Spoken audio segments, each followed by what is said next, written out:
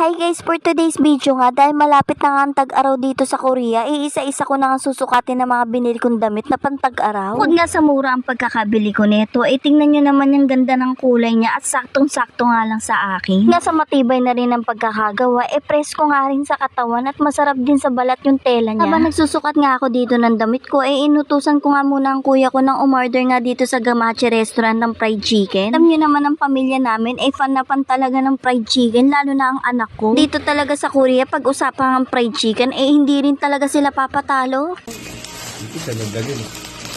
Ito ka ng fried chicken. Tigisa tayo. Sa plate sa akin. Wow! Hatiin ko ito isa. Love. Bumili ka pang chichirya. Ako din. Tumipisa. Wow, chicken! Ay!